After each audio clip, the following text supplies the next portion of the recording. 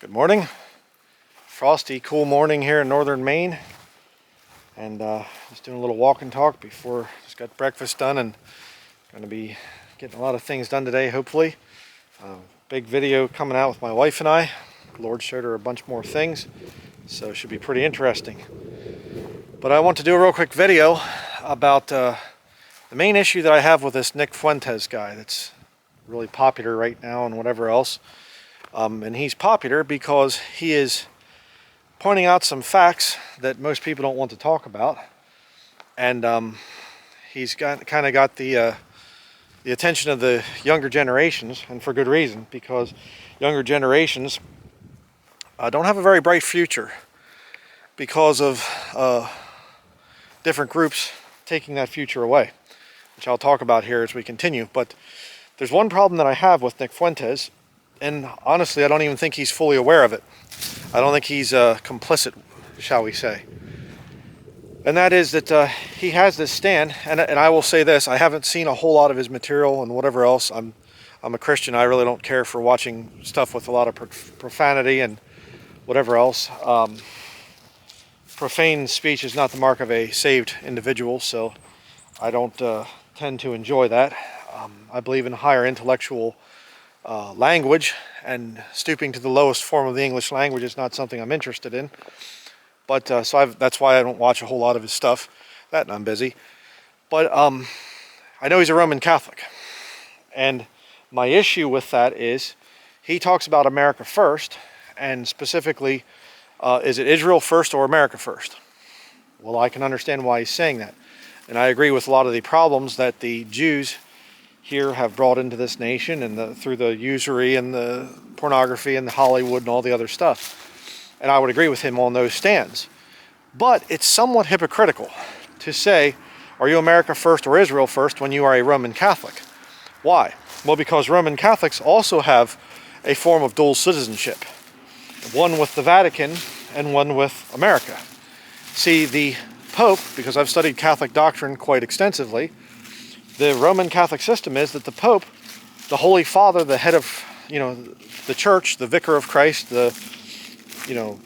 everything that the Pope is, his word is above the word of your country's leader, the president, so to speak.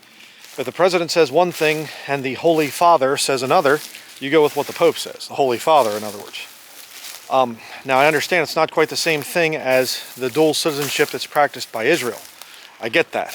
Okay, with Israel, you actually can go there to the land of Israel, and that's welcomed, and you're supposed to be there and everything else, and your citizenship should be, in whatever country, should come secondary to the thing of Israel. And Israel is kind of the place to go if you get yourself in a lot of trouble.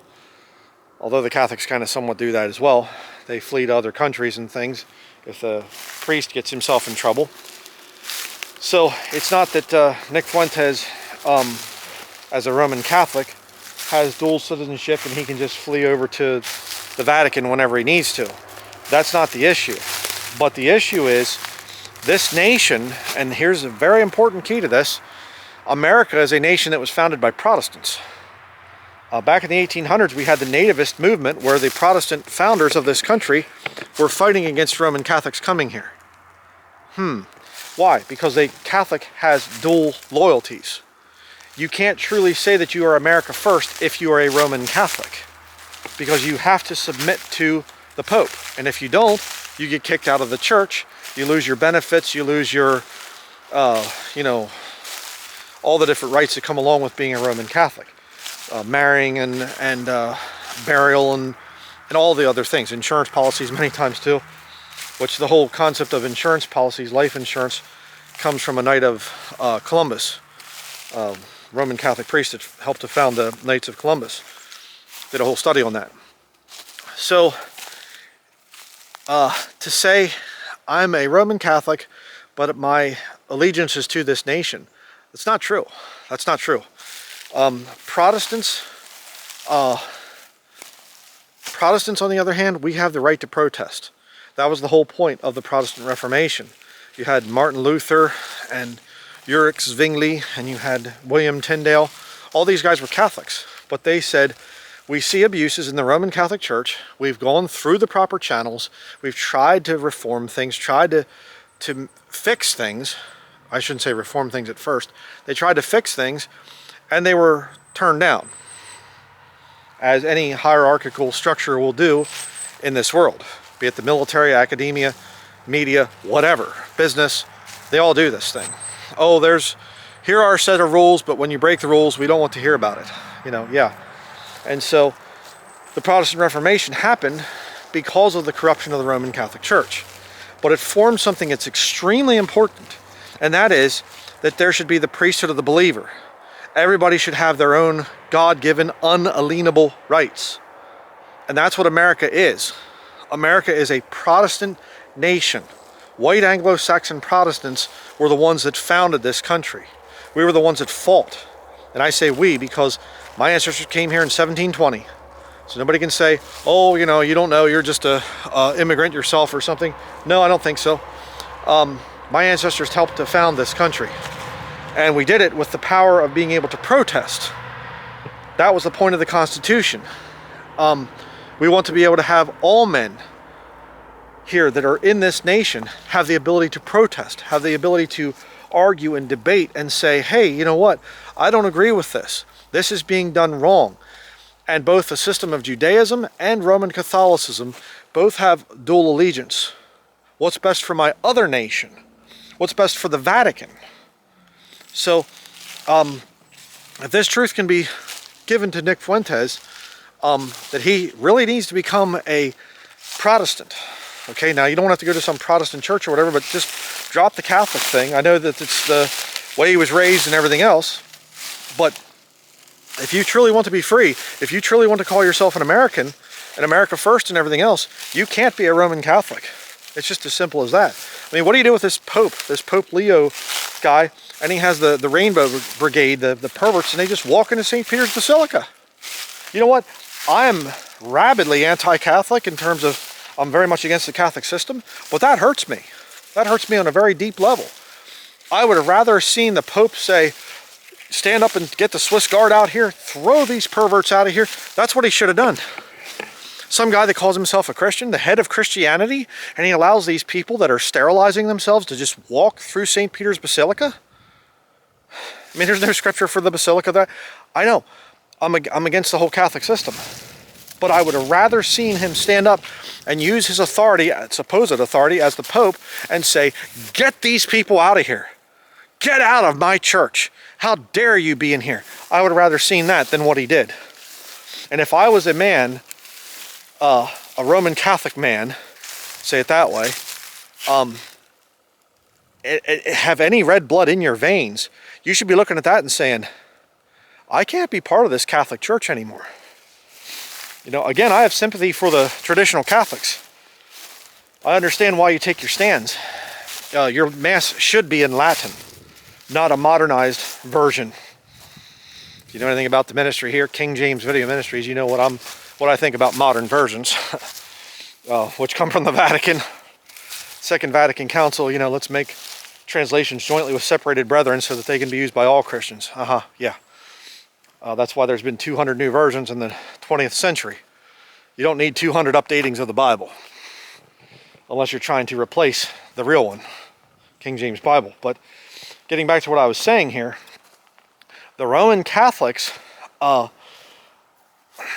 mean, how can you call yourself a man if you're submitting to some pedophile protecting devil over there in the Vatican and claim that you're for America?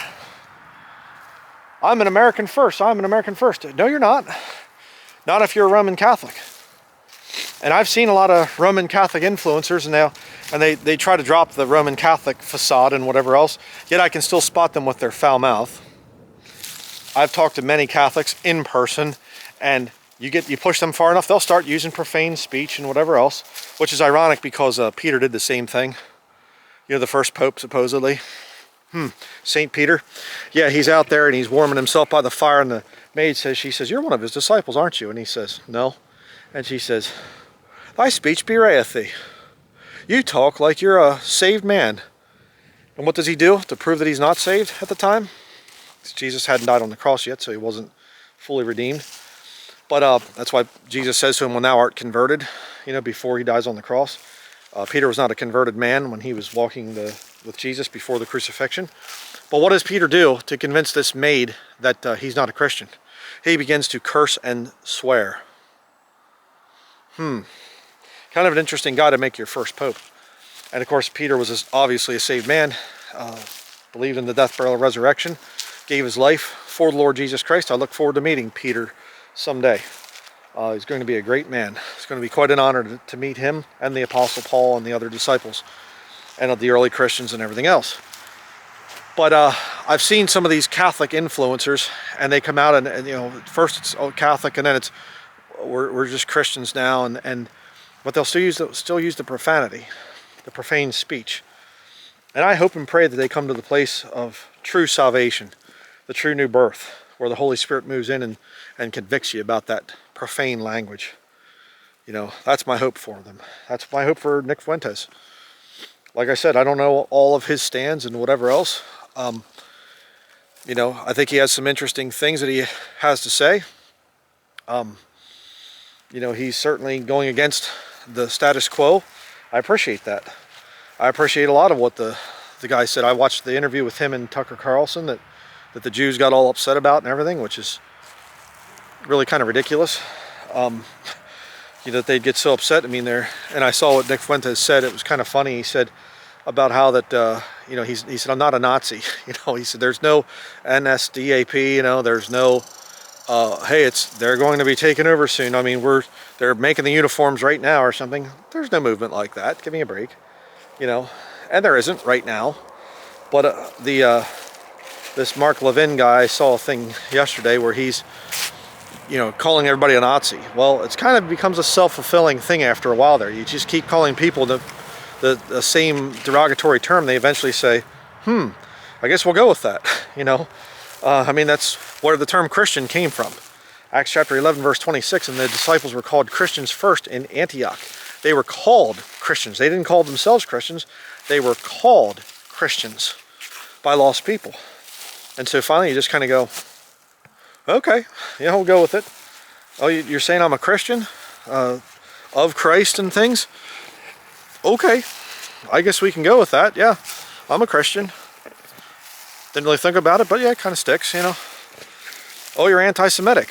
Well, not really. I don't hate people that descend from Shem, Oh, because you said something, you exposed some sins of the Jewish people or whatever, that makes you anti-Semitic. And you get called it after a while, you just go, well, okay. Oh, Brian Denlinger's a racist because he's against interracial marriage or something. Oh, that doesn't make me a racist, okay?